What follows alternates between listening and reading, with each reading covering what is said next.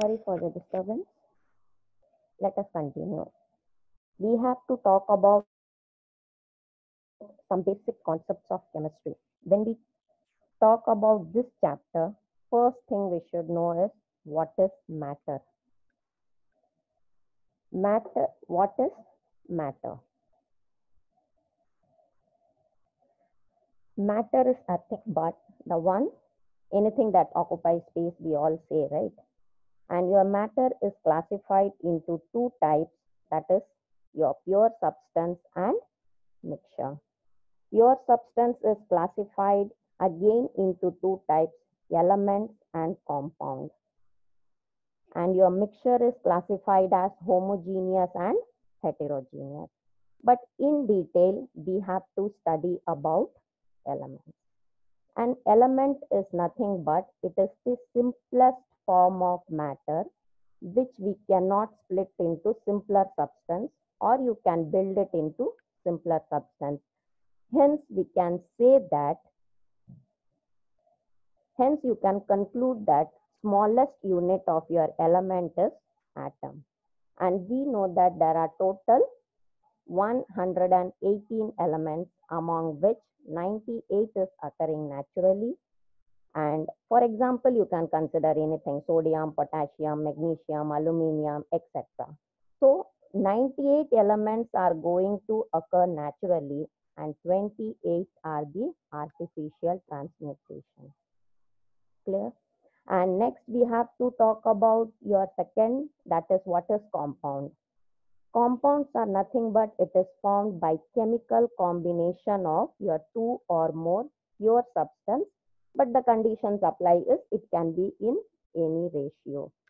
And when we talk about mixture, mixtures are formed by, it is a physical combination of your two or more pure substance. And the next very important thing we have to know in this chapter is different law of chemical combination. We have different law for your chemical combination. What are all those laws? We have law of your conservation of mass, law of constant proportion, law of multiple proportion.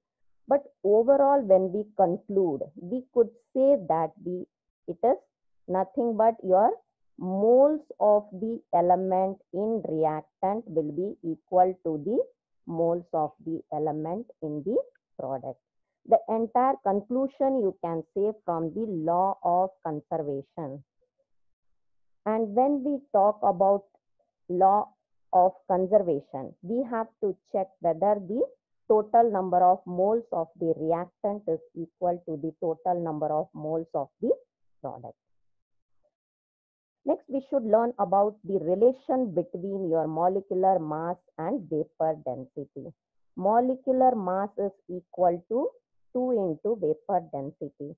Let us come to know how do we say that molecular mass is equal to 2 into vapor density. Molecular weight, what do we know in that? It is nothing but the mass of one molecule of a substance divided by mass of one atom of hydrogen. And we say that vapor density is equal to molar mass of gas by molar mass of H2. Hence, we could say that molar mass of gas by your molar mass of H2, we could take it to be 2.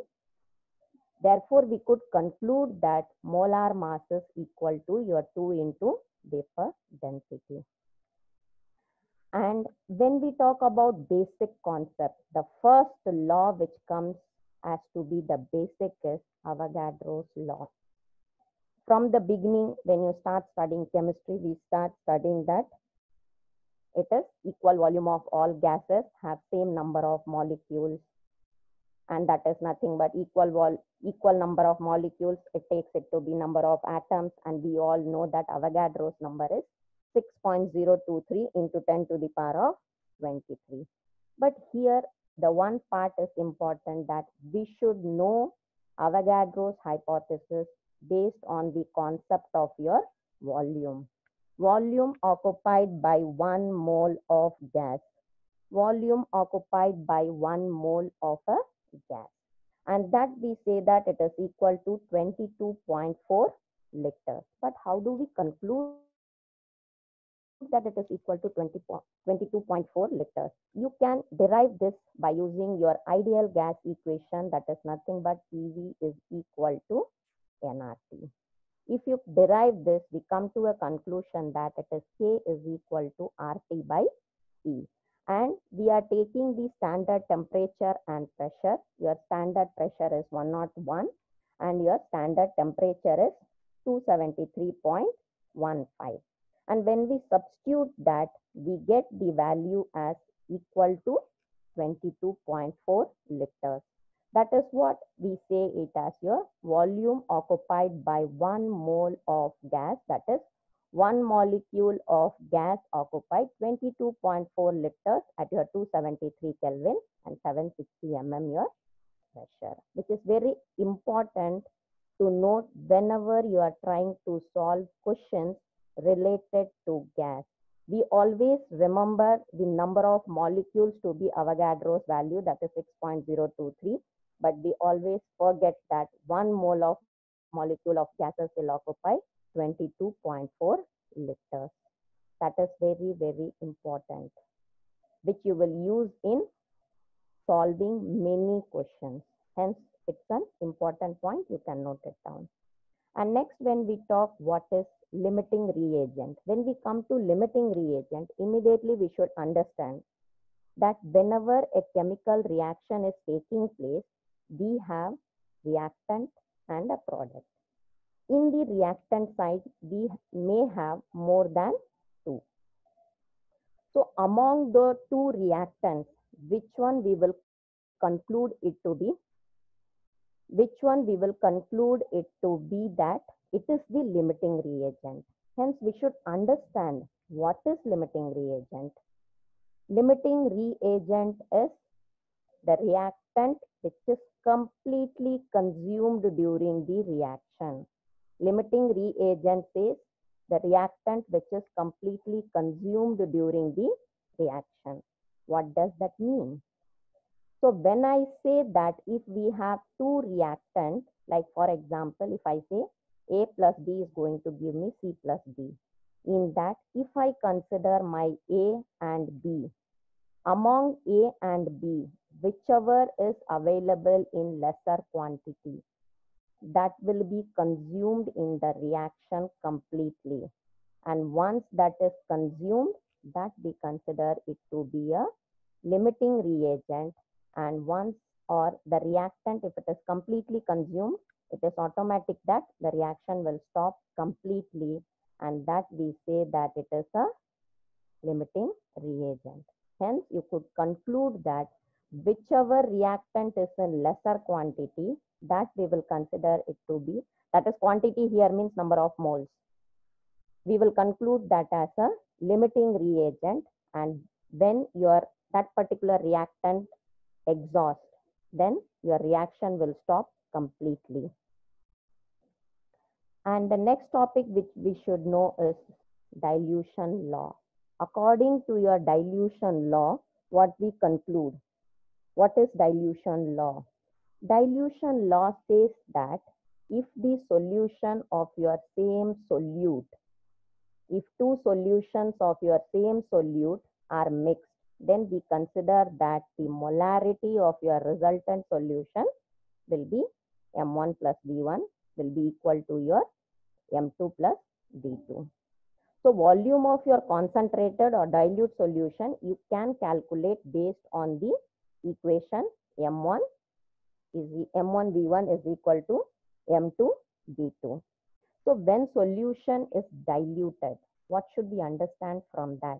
Because when we talk about a solution, immediately we say that solution is nothing but it is solute plus solvent.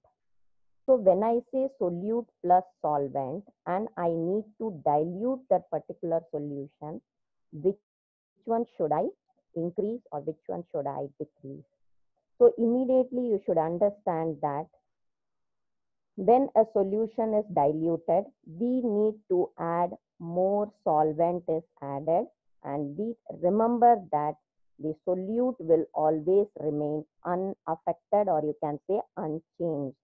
Hence, if I say, if the volume of a solution having a molarity of M1 is being changed, I mean, say we can say from V1 to V2. So we can say that your M1 V1, that is moles of solute in the solution, will be equal to the M2 V2. So M1 is your initial molarity and volume. V1 is our initial and changed one is V2 and M2. This is what we consider it to be your dilution law. And the most important part of this chapter is the concentration of the solution. What do we mean by concentration of the solution? Concentration of the solution you can evaluate by different methods. That is mass by mass, we can calculate. Mass by volume, we can calculate. Volume by volume. ppm is parts per million. Okay. And most important is your mole fraction, molarity and molality. If we talk about concentration of solution, chemistry is incomplete without knowing this. For any exam or for any chapter, knowing this is very, very important. And generally students get confused between your molarity, molality, normality, mole fraction. Hence, we have to be very clear and very sure what is concentration of the solution, and each concept in that we should know it. So what do we understand by mass percentage? Mass by mass percentage is nothing but amount of solute in grams. That is very important. Amount of solute in grams. Amount of solute in grams present per 100 gram of the solution. That is very important. Hence, we could say that your amount mass percentage of your solute you can find out by mass of the solute divided by mass of the solution into 100. And mass by volume, when we calculate, it is the amount of solute in gram present per 100 ml of the solution. This is important, per 100 ml of the solution, because here we say it is 100 gram, here we say it is 100 ml. That indicates the difference between your mass and volume. And when we calculate volume by volume percentage, that is nothing but volume of the solute per 100 ml of the solution. Per 100 ml of the solution, that is volume by volume percentage. If I try to calculate, that is volume of the solute by volume of the solution into 100. That is volume of the solute, volume of the solute by volume of the solution.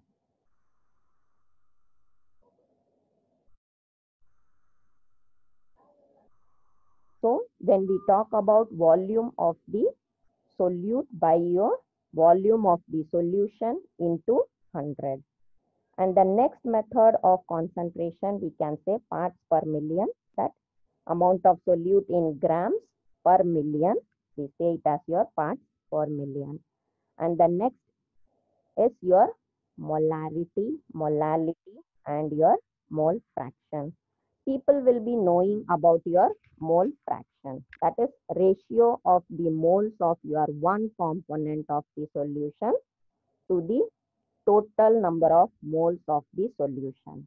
So if we say total mole fraction of all component of a solution, that we could conclude it to be equal to 1. Hence, if I say that if we are taking a binary solution that is having two components, let us imagine A and B. And I want to calculate the mole fraction of A and mole fraction of B. we could say that if I want to calculate the mole fraction of A, we can say that it is your Na by your Na plus Nb. Na by Na plus Nb. In the same way, if you want to calculate your if you want to calculate the mole fraction of your B, you could say just that Nb by your Na plus Nb. Irrespectively, if you are taking more number of solutions, it is okay. And when we say the most is, what is molarity? Molarity is nothing but number of moles of solute per 1000 ml of the solution. This is important. Number of moles of solute per 1000 ml of the solution. Hence, M, and do remember molarity is capital M and molality is small m. This difference is very important. Number of moles of solute per 1000 gram of the salt. It is your 1000 ml of the solution. If we say it is molarity, 1000 gram of the solvent, if we say it is your molality.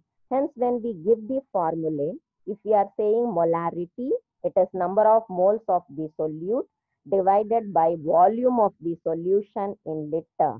And molality is number of moles of the solute divided by weight of the solvent in kg. This is the basic concept which we should know from this chapter. Hence, based on the concept, let us try to solve few questions from this chapter.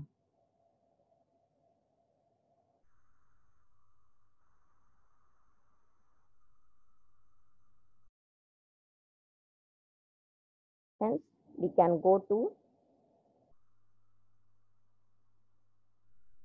practice, NEET Premium, Chemistry. Let us take, for example, first test.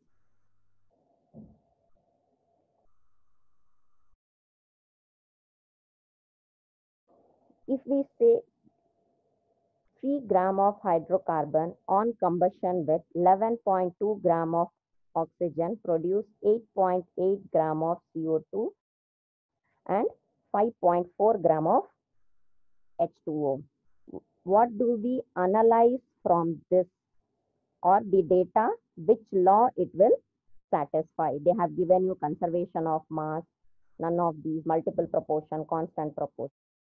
So when we try to solve this, which law will it apply? Let us do that.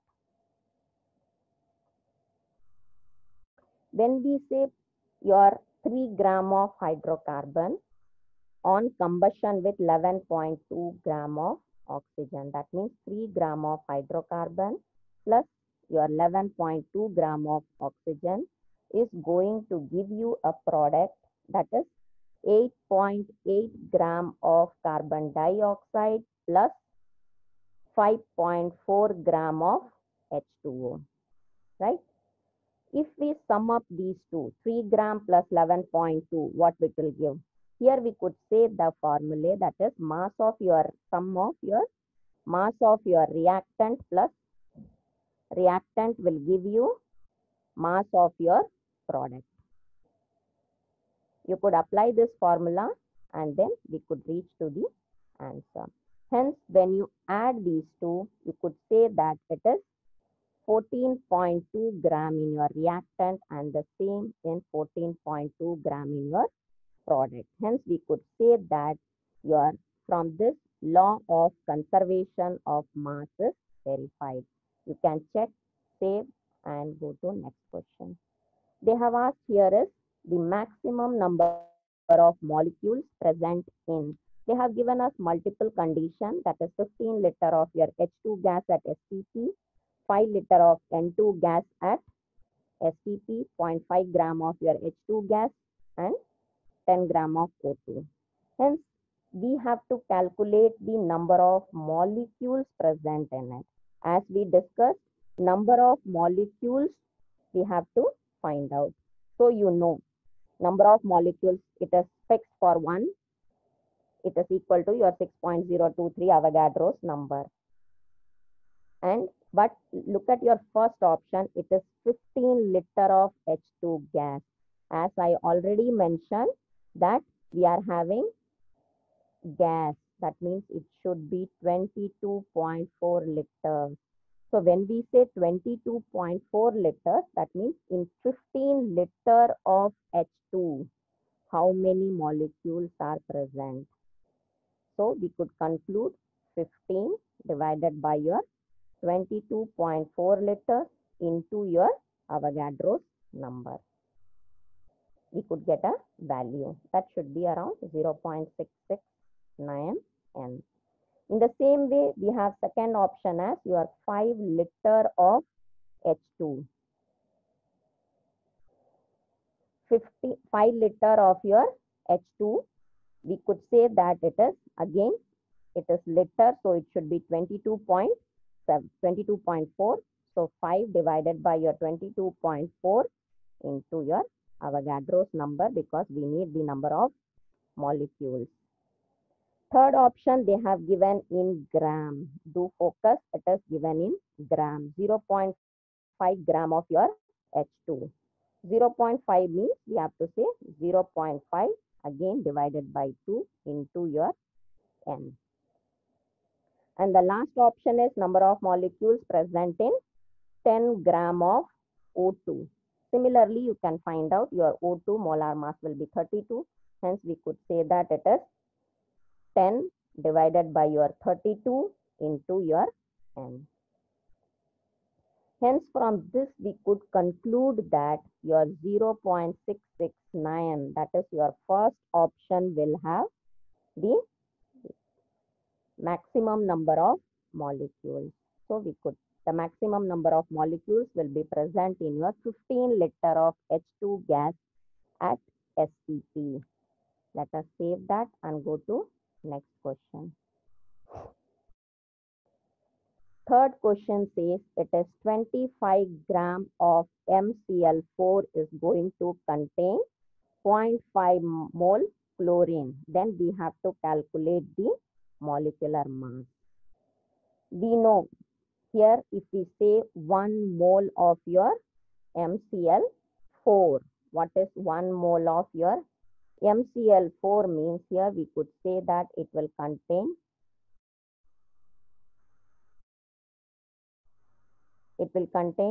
4 moles of chlorine. But in the question they have mentioned 0.5 mole chlorine will be present in 25 gram of your MCl4. So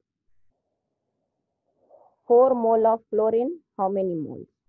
Hence we could say that it is 25 divided by your 0.5 into 4. That will conclude that it is 200 gram of MCl4 will be present. That means 25 gram of MCl4 is going to contain 0.4 mole of chlorine. What will be the molecular mass? We could conclude that it is nothing but 200 gram per mole. Let us go to next question. That is, a piece of copper weighs 0.635 gram. How many atoms of copper does it contain? How many atoms of copper they have asked it. So, please do focus. They have asked how many atoms of copper it is going to contain. As we discussed, what is the gram atomic mass of your copper? It is 63.5 gram. We can say mass of copper to be equal to 63.5 gram. But we have to find out the number of moles. When we say number of moles in 0.635 gram of copper, hence we could say given mass by your molar mass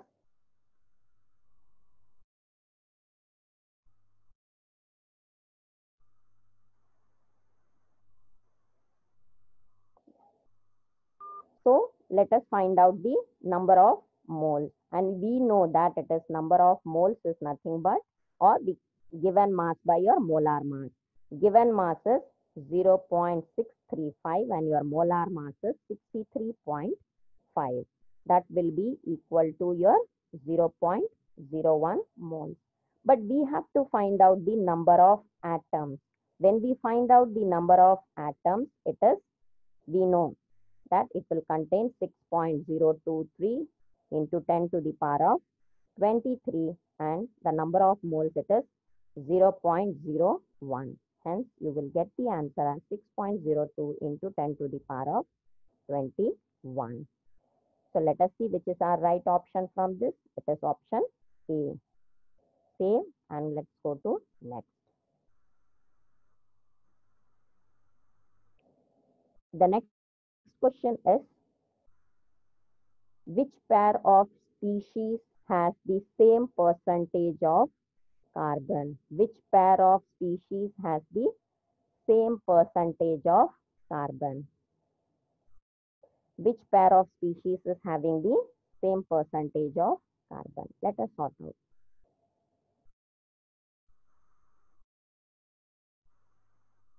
Which pair is going to have the same percentage of carbon? How many in the question, how many, which are all the options they have provided? That is CH3COOH and C6H12O6. CH3COH, C2H5OH and glucose 6.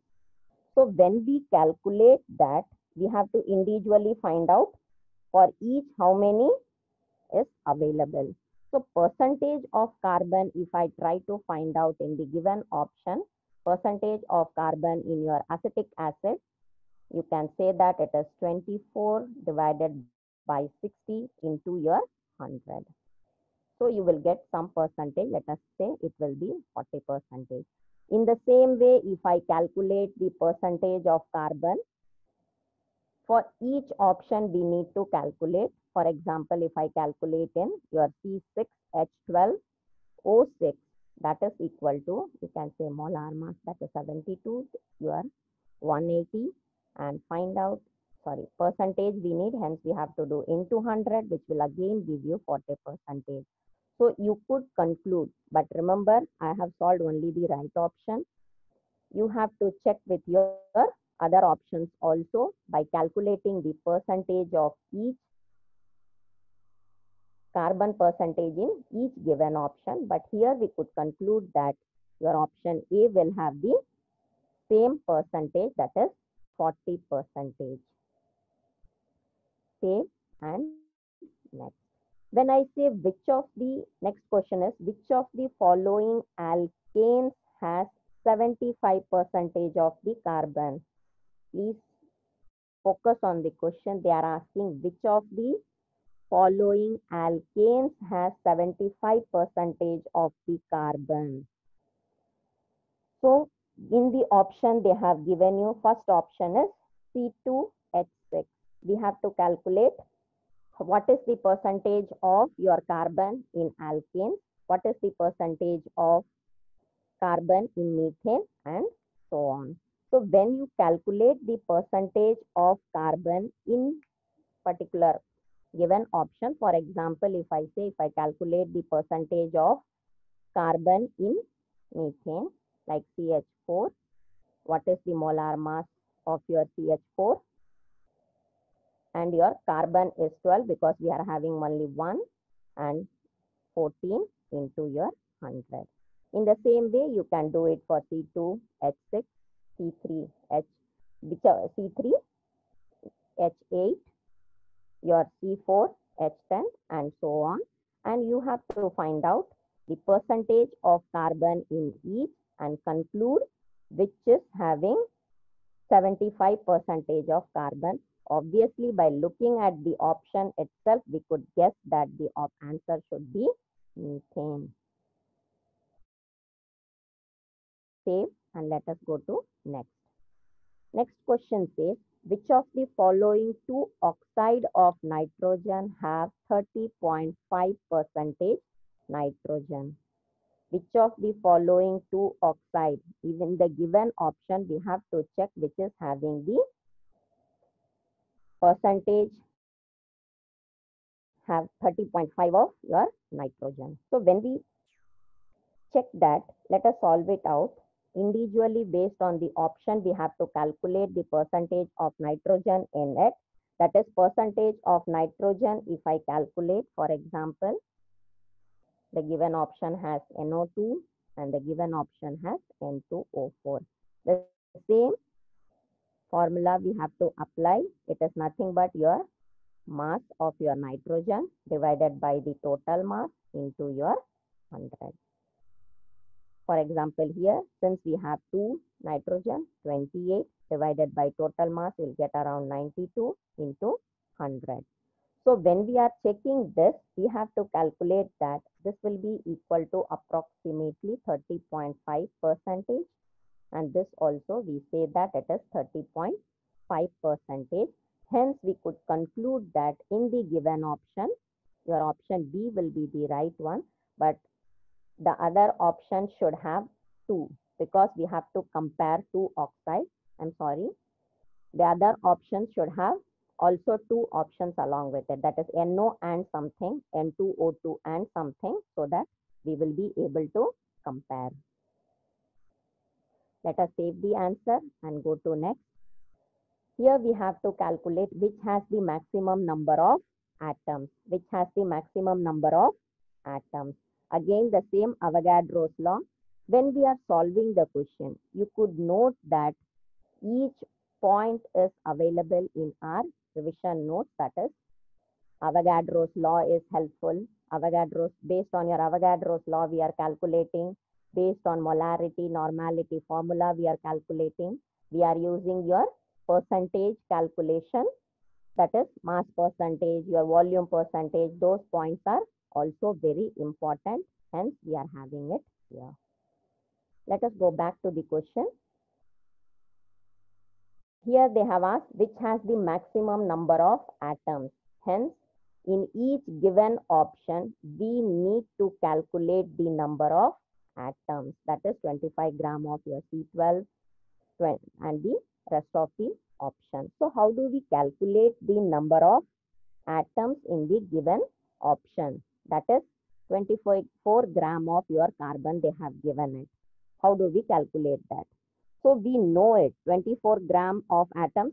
Either you try to calculate based on the total number of atoms, or even if you try to calculate the number of moles, you can easily conclude the answer, because to the number of moles, just we need to multiply the Avogadro's number. That will give you the number of atoms. For example, if I say 22 gram of carbon 12, so how many moles I will have?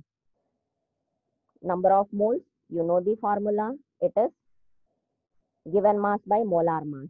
Hence, given mass they have given as 24 and your molar mass, you know it is 12. Hence, you will get it to be equal to your 2. So, when we say in the similar way, for each option, you could calculate the number of moles and multiply with your Avogadro's number, which will help you to find out that which is having the maximum number of atoms. Like similarly, for second option, it is 56 gram of iron. Molar mass of iron is 56 and the given mass is also 56. So obviously this will be 1 mole. Third option, it is 26 gram of aluminium.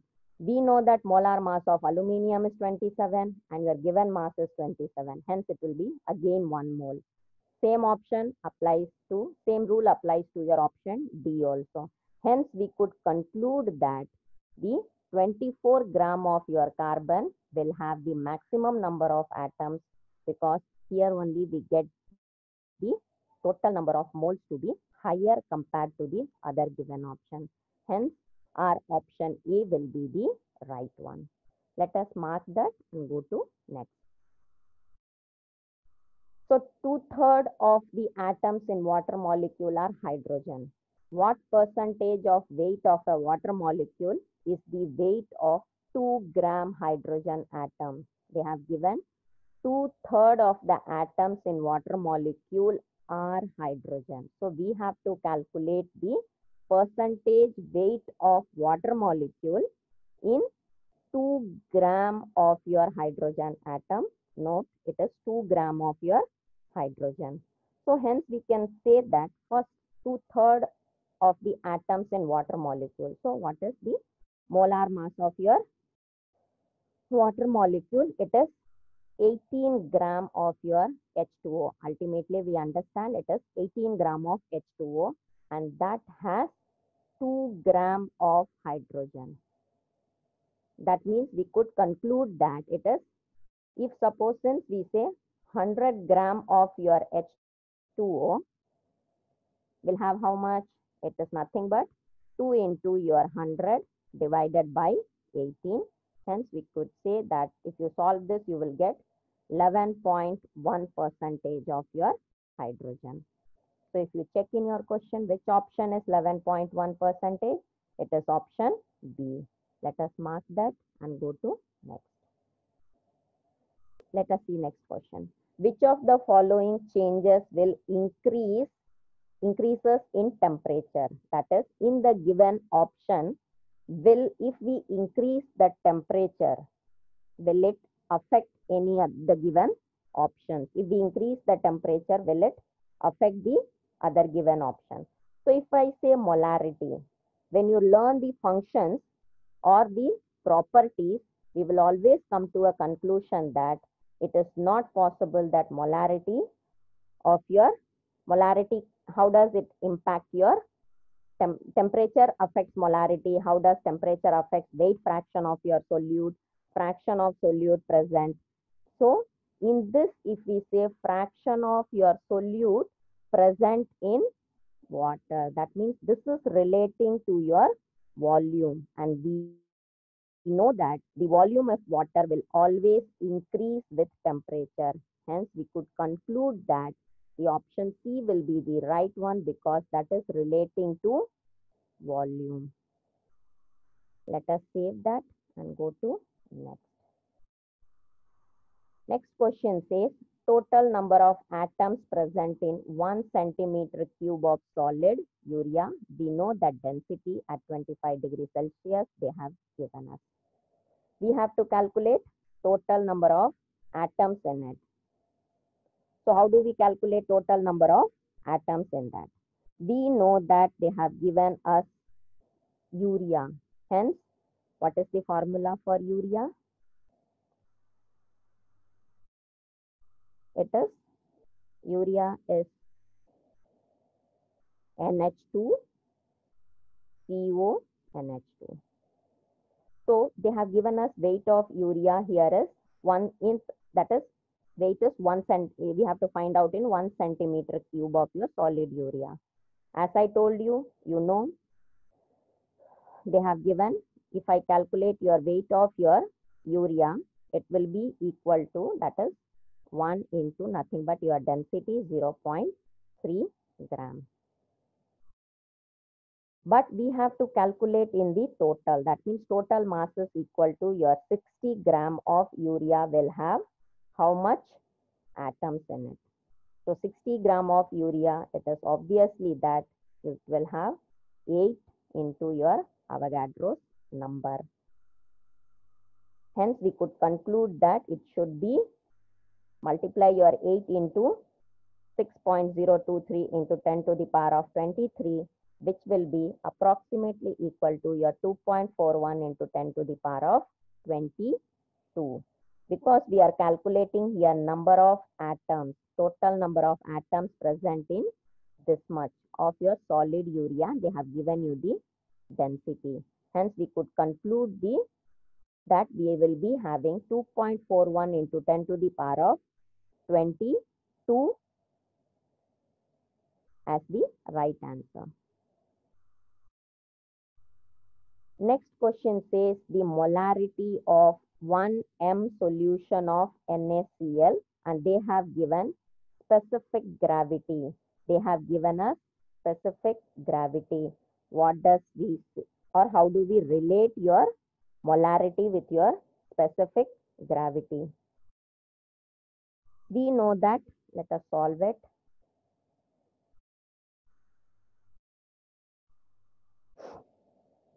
we know that it is equal to your moles of NaCl divided by your weight of the solvent in kg. So weight of the solvent will be equal to nothing but that is your weight of solvent. If I say that is equal to your weight of the solution minus your weight of your NaCl. Weight of the solution minus your weight of the NaCl which they have given us. Hence, they have given us 1.0585 into 1000 will minus your weight, that is your 58.5. We subtract this, we will get around 1000 grams, which is nothing but it is equal to your 1 kg. Hence, when we calculate the molarity, it is moles of your 1, that is your NaCl divided by weight in kg, it is 1. Hence, we will get the answer to be 1. If you check in your option, it is your option B.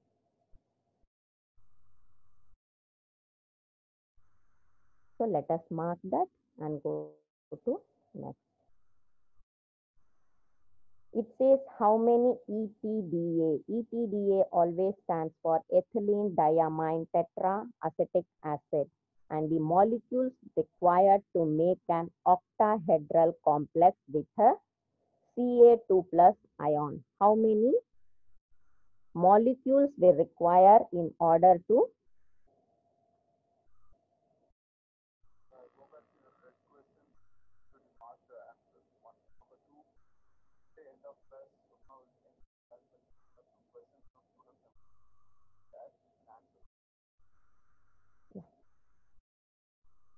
So we have to solve it out as how many ETDA, ethylene diamine tetraacetic acid molecules that is required to make an octahedral complex with your Ca2 plus ions. So we have to find out the ETDA. So when we talk about the shape, your ETDA says as ETDA is nothing but it is an ligand which you may study in detail in your coordination compounds. ETDA is a hexadental ligand and it can have complex with a cation of your 6 distinct position on the molecule. And always remember an octahedral complex, when we say it will have 6 bonds around your central atom, and one ETDA molecule complex with one molecule of calcium cation, it will form an octahedral complex. So this is a fact which we should know. Hence, you could conclude that among the given option, the molecules which is required to make an octahedral complex with your Ca2 plus ions will be 1. I think we have missed 3 questions in between. Let us go back to those questions.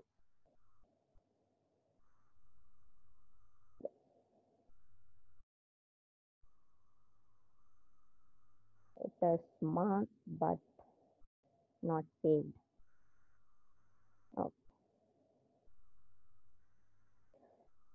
An unknown element forms an oxide. What will be the equivalent mass of an element if the oxygen content is 20% by mass? An unknown element. Here they have not given us the name of the element. We have to find out that. An unknown element. How we will calculate that? So let us imagine or let us assume that if we are having an unknown element, let the total number of amount of your oxide be equal to 100. Hence, immediately we could conclude that your mass of oxygen is 20, right? Mass of your oxygen will be is 20. Hence, what will be the leftover? We are assuming that oxide is 100. and oxygen is 20.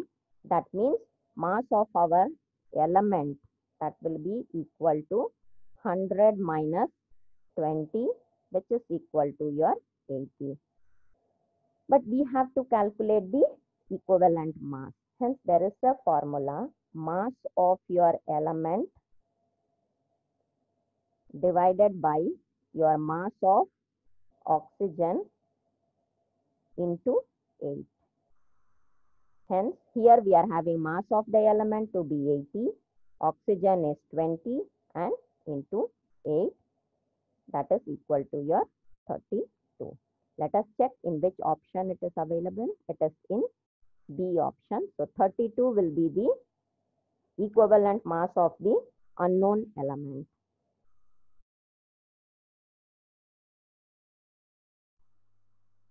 Let us go to next question.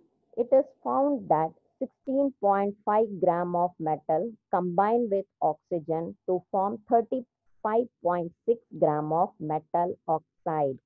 We have to calculate the percentage of metal and oxygen in the compound. That is, we have to calculate the percentage of metal and oxygen in the compound. So mass of your oxygen in the oxide we have to find out. But what they have given us, they have given us that it is 16.5 gram of your metal is going to combine with oxygen to form 35.6 gram of your metal oxide. So if we say mass of oxygen in the oxide form, we can calculate as they have given us. So let us calculate your mass of oxygen in oxide. Mass of oxygen in oxide, if I say, which is going to be equal to your 35.6 minus your 16.5, that will be approximately equal to your 19.10 gram. But we have to calculate the percentage of your metal. So let us say that percentage of your metal will be equal to your 16.50 divided by your 35.6, which is the into your 100. And when I talk about your oxygen, it will be equal to your same 16.50 divided by your what they have given for your mass of your oxygen. Okay. Time lapsed in the exam, in the test, and it's over. So when we conclude that among the given questions, green one says that we have answered it right, and orange says that it was left unanswered. And if we click on each question, it will give you an explanation. For example, let us see question number 6. That is it will give you an explanation about your right answer. Here, percentage of carbon we can calculate. They have given us the right explanation to find out whichever is the right option. If you are gone wrong, you can refer it, correct yourself, and you can retake the test. So you can take the test multiple times unless and until you feel confident enough that all your questions are right. In the same way, we can take tests for each and every chapter. We could take tests. So here green one represents that the test has been attempted. Blue, it is yet to be done. And this is your random test. In the same page, you can have test for each chapter. And the same NEET premium, if you go, we have NEET full 38 tests. When you feel confident of yourself on each chapter, you can start taking the NEET full test. And when we solve the question, I would recommend you to go through the revision notes because it has all the necessary points which is required in order to solve the question. As while solving, I have referred that all the points are available here. Most of the points are available. Let us end the session for today here. Again, I'll catch up you on tomorrow, same time, the new chapter, new question we could solve and learn more. Thank you.